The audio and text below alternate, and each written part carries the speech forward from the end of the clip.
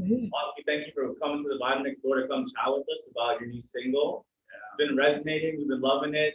It's a vibe for us too, So honestly, it's been a good time. So I want to ask you some questions about like what inspired it, how you felt about it, what exact vibe you were feeling before and after you made it, everything. Yeah. Yeah. Okay, cool. Yeah, we heard you're also from Toronto, Canada. That's amazing. We're in Toronto right now, so that's super Yeah. cool. And yeah, we just love to be talking to you right now and doing this. So we honestly appreciate it. So just to start, I'm pretty curious as to what first got you into music. You just recently popped off on TikTok. You Mhm. have a now record deal with Sony, which is huge. Congratulations. But how did this journey start for you? How did you get to this point of finally getting that breakthrough into the industry? Yeah, definitely. Like I started, I guess, writing music in like grade 5. That was kind of when I like wrote my first song. It was for my mom, so of course she loved it.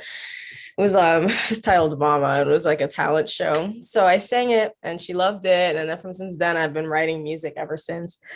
I find I like write based off of experiences. So like it could be like either things or like how I'm feeling. So yeah, I started writing and I came across my songbook the other day. So like I just saw that I was just writing words, just like writing a bunch of lyrics, but I didn't know what beats were. So I would just sing those melodies and be like, okay, that's a song, and that's done.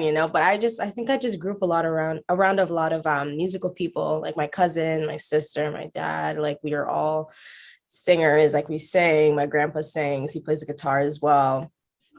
So yeah, I just kind of fell in love with music like that. And then in grade 6 I started to do YouTube.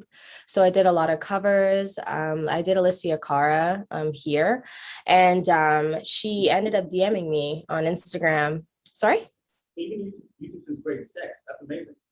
Yeah, in grade 6. Yeah, that's when I started. Yeah, I started posting in grade 6, and yeah, she reached out to me. She was like, "Oh, I seen your cover, and you can sing. Like, you have an amazing voice." And I'm like, "Oh my God, thank you!" So that really motivated me to keep going. So I continued like doing like covers and mashups and stuff. And then the first time that like I guess like I went viral was back in 2016. I did a work by Rihanna and Hold Ya by Egyptian, and then a Party Next Door song. And I posted it on Twitter, and that was like during exam season, like in my last year of high school. And I just went about my day because I was studying. And then I saw that my Twitter was blowing up, and I was like, oh, like people actually like it. And then it was posted in the fader. Egyptian followed me after that. The only person who didn't see it was Rihanna, and I really wanted her to see it.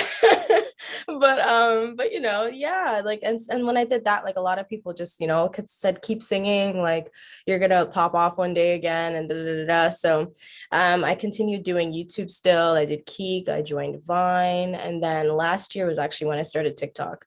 So I came on TikTok the minute what quarantine hit.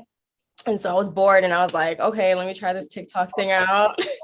Season, everyone's like, yo, get your TikTok game in. Yeah, everybody was like, oh, like, let me start TikTok. I'm like, you know what? I would do it too because it doesn't look that hard. But the dancing, I cannot do dancing. I tried that. The makeup was fun. And then I was like, okay, let me try singing like maybe one or two songs. And, the first time I sang, like, it didn't do anything. So I was like, oh, okay, I'm just going to continue to like doing other stuff then. Yeah. And then I sang again and I actually did Here by Alicia Cara. And then that one went viral on TikTok. And then I got a lot of, sorry? It's an amazing song too. Yeah, that song is like it's so dope. Like it's timeless. So when that went viral, then that's when I kind of started to like gain more followers, and then people were like, oh, like I have a request, like, can you sing this? So I started singing some covers that people were singing, and eventually it was in November, I think November 23rd. I was sitting in my room on my bed, and I came across the beat on P-Dub, the producer's YouTube channel, and he collabed with Thomas Krager, and that's how you guys hear that, like, the baby, it's the Bob for me. Like, I just sat on my bed singing that, and I was recording, and I was like, maybe I won't post it because I don't want to get clowned. But turns out people actually liked it. So I took it out of my drafts and I posted it, and then I just came off the app and I went to go cook some food in the kitchen, and then I saw my phone was just blowing up, but like it was like it was just a lot. So I was like, so I went to check, and yeah, people were like, oh my God, this is so funny, and OMG, like I need to go buy a wig right now and do to this sound, like this sound's gonna go viral. And I'm like, You guys sure? Like, because I didn't think that people would actually like it, but soon it hit like 1 million like views and people are just using the sound like crazy. Then people were like, oh, can you sing a vibe instead of Bob? Because I don't have a Bob wig. And I was like, for sure. So I swapped the words and then I sang Vibe for Me. And then people were like, can you actually do a full song now and put it on like Spotify and stuff so I could like listen to it off the app? And I was like, sure, so with the producer's permission, I was like, hey, can I like upload it and stuff? And they're like, yeah, go for it. So I did that. And yeah, it hit 1 million streams in a month on Spotify alone, which is crazy. Like no promotion, no nothing, like just straight me telling my followers, hey, just go listen to it if you want to listen to it. And yeah, they streamed the heck out of it. Yeah. Honestly, I can't even blame them though, because like I was streaming the heck out of it too. I was like, yo, it felt like the kind of music I needed just now, like really and truly, especially like after the year we've had, how things have gone. You know what? It's the vibe for me. What? Yeah. Honestly, for sure, for sure. Yeah, it's funny. My girlfriend actually the one that showed me the song, and I was like, "Yo, Bob," added it to my playlist, vibing, and then when we heard that we'd be talking today, it was like, "Oh no!" Like the same feel that was on TikTok blowing up. That's amazing. Yeah. So, man, like it's just super exciting to be honest. So I'm happy for you, and I'm it's glad that you're just doing your thing and going nuts. Yeah. So I know that you're on YouTube. I know that you have a expansive music taste. So I want to know how you would personally describe the music that you aim to make and that you currently make, and how you want that to kind of portray who you are. Yeah. So I know normally like I would say modern R&B. But I found like with the music that I've been making so far, because I've been working with like a lot of like talented producers right now and like singer-songwriters, I always like whenever I'm in the session, I'm like, okay, let's do something different because I don't want to sound the same. So I feel maybe like, yeah, R&B, but like maybe a mix of like maybe funk and even some like jazz inspiration. Cause like I like a lot of jazz music that used to like put me to sleep as a baby. So I think that's just why I just naturally love like jazz musicians like Masego. He's dope, So yeah. So that's the wavelengths talk about when it comes to jazz, yeah. And then like even like Gold Link, like SIR, yeah, like all of them like super dope. So like I feel like that kind of fusion with like a little bit of like R&B was like really cool. So I feel like that's where I'm at. Yeah. Awesome. Honestly, like your music will also bring that genre to people's like ears for the first time. A lot of people don't even know about Mistake or Gold Link or kind of some of the guys doing like the wave stuff right now because get a lot of pop music coming here and there. But that's why with the Vibenextdoor, we love to hear about artists who have a genuine love for music, who actually like to share their experiences, like you said, and actually like to help share and expand the genres that they know and love. So it's honestly again super amazing. So yeah, and honestly we're excited as well, like for like what you're gonna do, how you're gonna bring the two together, how it blends, and like even like what inspiration you're gonna tie into it, and how your artist journey is gonna continue through that. Like honestly, you can already tell we're big R&B heads. We're huge on the Gold Link, by jazz. Yeah. Our stuff, to be honest. So like huge fans. Yeah. We're really here for it, and like we love to see it, to be honest. So speaking of inspiration, I want to know what your creative process and how you incorporate inspiration into your music is like. I mean, like you've been writing for a long time, clearly, and you are very creative with the way you incorporate different producers' sounds into your kind of melody. So what is that process like? How does it start? How do you go about portraying what you want to express? Yeah, I feel like I'm one of those people that like need to hear the beat first and then the words will literally just come to me. Like I know it sounds weird, but even in the last session I was in yesterday, like we made like this really cool funk like type beat and it was dope. And then I'm sitting there and I'm just writing my phone and I'm like, okay, I'm gonna go on the mic now. And they were like, whoa, like that sounds good. And it's like, I don't know, like I feel like when I hear a really good beat, like the words will just come to me like that. And then like rhyme zone helps, by the way. Like when you type in like a word that you need to rhyme with at the end, I use that. And then I look through words that like make sense and stuff. And I'm like, okay, that would go with that, and that will go with that. And then that's how I build my songs really recently. Yeah. But I feel like I have to hear the beat. And then, I get like a sense of like, okay, like this is either like maybe a love song or maybe like just like a feel good song. and I go from there. But songwriting is really fun for me because like you can also tell a story. Like I love a song that tells a story too. Like when I'm listening to like other artists' songs and I'm like, oh, like they're talking about like a life thing or they're talking about something that they've Yeah. been through, you know what I mean? Like I love that. So like I would love to like even make music like that as well. Sorry? Yeah, I just wanted to add, like, I love songs that tell stories, but I genuinely hate songs that don't tell stories, to be honest. Yeah, songs that make no sense. Exactly. Yeah. Boring. And Yeah. those are timeless tracks too. Like my opinion, you know, like when like you listen to a track for the first time, you take it in, you're vibing with it, and time passes, you experience more life, you revisit it, and you're Yeah, all like, you oh, visit it. Yeah. oh, Yeah. this hit it too deeply. You know what I mean? Like, I lived this, I lived with it. You know what I mean? So Yeah. honestly, I fully agree with that. I fully agree with that. Yeah, for sure. Yeah. But I guess my next question would be, you know, with that creative process, have you ever had like super cool collaborations? And if not, who would you hope to collaborate with, you know, in the future, doing seeing as you're gonna be, you know, obviously exposed to, you know, who knows, like what would be your dream collaboration? You know? So far I've collaborated with two Canadian artists so far. So the first person was actually Toby. So he's dope. Kobe. Yeah, he's dope. Like he's super dope. Awesome person, like awesome in person as well. Like he's just like me. Like we hear the beat and he's like, okay, I'm gonna start penning down some stuff. He's writing stuff. He's like, okay, I'm gonna go in the booth, and his flow and everything is just amazing. So like I loved working with him. Hopefully we can work again. And then I worked with Tyler Shaw, which is really dope as well. So like we had like a little Zoom session and we were helping him like write like a little song that I hope it comes out too, because that song was dope. But definitely like I'd love to work with a lot like a lot of R&B artists, I guess, you know. I feel like I don't know, like it's crazy for me to be like, oh yeah, I'd love to work with this person or this person, because I don't know, like they don't know me, you know. But yeah, I would just say that, just like really just any like R&B artist, like maybe like Summer Walker or Kalani or Janae Aiko. I love Janae Aiko. Her music's so peaceful. Like it makes me feel at peace. I like music like that. So. Yeah, killed it. Killed it. Yana knows exactly what she's doing, and like if you and Jay Alco hopped on a track, that would blow my mind. So you know, I feel that happens. Yeah. But so you record music, you're a recording artist, but do you see yourself performing possibly at any venues? Oh yeah. This pandemic clears up, you get outside. We're in Toronto, and like, you know, who knows? Like, do you see yourself doing shows, you know, connecting to your fans live in person? Yeah, I would love to do that. Like, I'm always in here, like holding like my lotion bottle and singing in my mirror, like practicing for like years. But you know, now there's like actually like a thing, which is really cool. I would love to do that because like I get a lot of like really sweet messages from like, you know, younger fans, like especially like the younger generation. A lot of them reached out to me. They're like, you know, your song makes me feel so confident in my melanin and stuff. And I'm like, damn right, like you should feel confident, you know. And they're like, oh, I hope you come and perform and this city or in Brazil and stuff like that. And I'm like, that'd be dope. Like I have a lot of Brazilian fans who like always email like my manager, and my manager's like, I don't think they know that like this is not your email.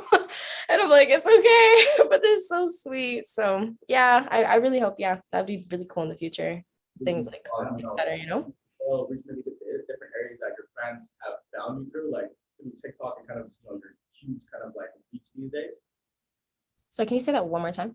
You think you'd see yourself traveling to Brazil, maybe, or like the States? You do like a world tour, you know, seeing that. Yeah. Cool. Yeah, that'd be cool. Yeah, like touching like different parts of the world. That'd be so cool because I haven't traveled as of yet. Like I've only traveled once and I was like 7 and that was to Jamaica and back, and I was asleep the whole plane ride. So I don't really remember much. So I would love to just, you know, travel around and like see new places and faces and, you know, sing and like get to connect with people and share like more sides to my music than, you know, than what I have out right now. Yeah, that'd be really cool. So one question I actually wanted to ask, like, what do you think you're gonna do next? Like, what do you got next in store for us? Anything you want to tell the Vibenextdoor fans? Anything you want to, you know, anything you got up and coming that you're really excited about? Yeah. In the next week, I'm gonna be filming a music video for Vibe for Me. So I know the one I have on YouTube is like what I called like the official one because it had all the fans and everybody who did the sound in it. But this one's gonna be really cool because I'm gonna have some of like my best friends in it, and it's gonna be a whole vibe. Like the concept's gonna be dope. And then I'm also working on more music, a lot of songs. This week was probably like my busiest week because I had so many sessions like back to back. The other day I had two, and one of them ran to like 3 a.m. and then 12 and then 5. But like I got them all finished. So I'm really, it's just been a lot of like working on songs. I don't know. I have a habit like if I really like a song that I'm working on, like I want to just finish it then and there because the vibe and everything is like right. I don't feel like, oh, if I go back to it, I'm gonna sound the same. I don't know. Yeah. But yeah. So it's been a lot of work, but I've been really enjoying it. Yeah, a lot of fun stuff coming on the way though. A lot of cool stuff. Yeah, I mean, no, honestly, that's yeah, yeah. Like, I Yeah, like, feel honestly, you. too, like a lot of artists, probably will see this through Vibenextdoor, and that is probably something that they could learn from, to be honest. Like the amount of effort that you're putting in, and the process that you have, and how you gained this much, awareness so far is truly amazing to see, and I'm sure that's gonna inspire so many others to follow in your footsteps. So, man, like, again, super, super, super grateful that we can talk with today and kind of share your experiences with your artists and with the people that follow Vibenextdoor. So. Yeah, yeah. And also, like, anything you want to say to like any up and coming artists or people that are currently like, Like, what advice would you give? what advice would you give to those artists artists? that want to do the same thing that you had to kind of grow their career and maybe put themselves out there to make music? Yeah, no, honestly, like how I started it, I didn't have a studio mic, I didn't have interface, I didn't have studio headphones. When I recorded that song Vibe for Me, like originally, it was on my old MacBook Air, and I plugged in my brother's gaming headset and lifted it up and I sang directly into that computer's microphone and walked around in my room. And I didn't have auto tune either because I didn't have the money for all that stuff, right? So I would just sing over the same note over and over and over again until I got it right. And people loved it regardless. People couldn't tell it was was it whether or not it was on a studio mic or not, because like I did the whole mix and mastering on BandLab, so I just uploaded the song and then downloaded it back and it said it was mixed and mastered, so I was like, okay. So I then I uploaded it through DistroKid, and like here we are. Like I feel like you got to use like what you have around you already, and if people honestly love your music, like regardless, like you're gonna shine regardless. And like TikTok's an awesome platform to honestly start, like whether it is like if you're a producer, like can you make beats, for example, and you want to get your name out there, like start making like like R&B type beats or lo-fi type beats or hip hop, rap, like something like that, jazz, and like upload it on TikTok and like have people duet, like ask artists like, hey, duet this beat. Once you go viral and more people start finding you, somebody's bound to want to buy the beat outright, and then make a full song, say their song goes viral, boom, more people know about you, and you could land yourself all types of deals. You know what I mean? Like it's a perfect avenue, and I got brand deals through TikTok because of that. So yeah, it's like, and people like, and it's crazy because we're in Canada, right? And that you usually hear about that stuff in the US. Yeah. So it's awesome. It's an awesome opportunity. Whenever I talk to somebody or I'm in a session with a producer, I tell them like, are you on TikTok? They're like, no. I'm like, you need to get on there. They're like, I know, you have to get on TikTok. Like, I'm like, you could even show people how to build harmonies, how to do this. Like, it's the little things. Like, there's a bunch of artists on there that will want to hear, like how to do certain things with their voice or how to make a beat. I don't know how to make a beat, but if I was interested enough to like watch that, I would watch it. So yeah, it's an awesome platform to like show your skills and stuff. Yeah, one of the best parts of TikTok is that you don't really need to chase controversy or chase, Yeah.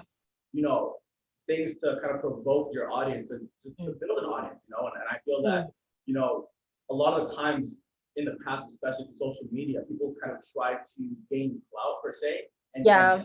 work themselves to try and build that brand. But nowadays, Yeah, that's gotta stop. It's gotta stop. It's gotta stop. And to be able to put music above that and then use your actual music and expression and your pure, self as an artist and grow your brand off. That's amazing to see. And I feel that people really need to tap into that more and realize that like it's not about the controversy. Exactly.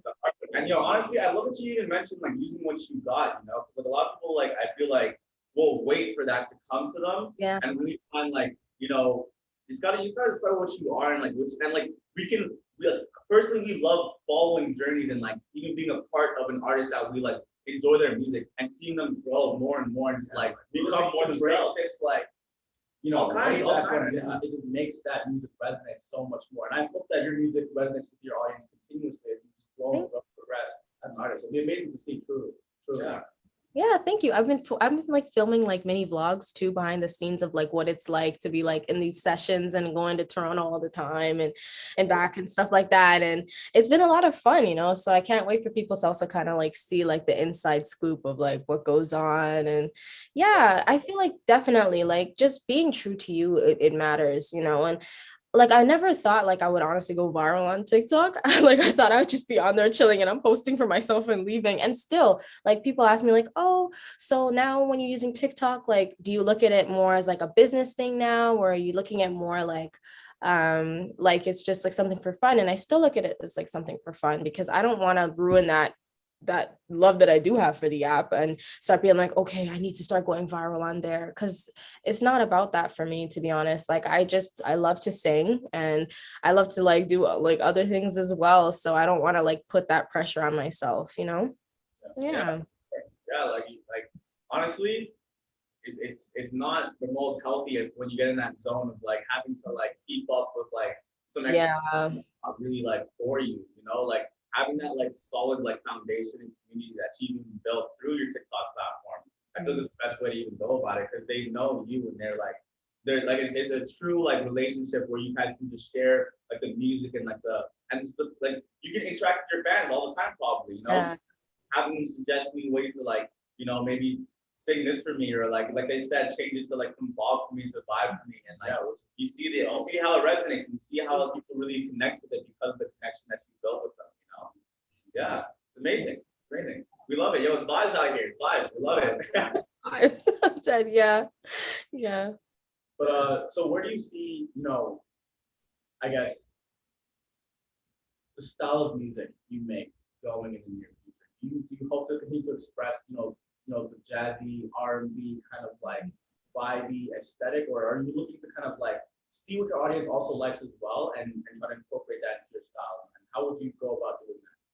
Yeah, it's definitely like a mix of both, because like there's artists that I named earlier, like Masego or like Janae Aiko, that people have mentioned. They're like, oh, I could see you like doing something along this type of vibe. So when I'm like in the studio and I'm thinking and I'm listening and I'm like, okay, like, well, they said they could feel something like this. So let's like try to like go for like a vibe like that. But I obviously want to make it my own. Like I don't ever want to sound like another artist. You know what I mean? Like I want to have my own sound. Like vibe for me was its own thing. You know what I mean? Like I didn't see anybody else doing that. So I still want to make sure that I stay like original, but I still like have those soulful aspects in my music.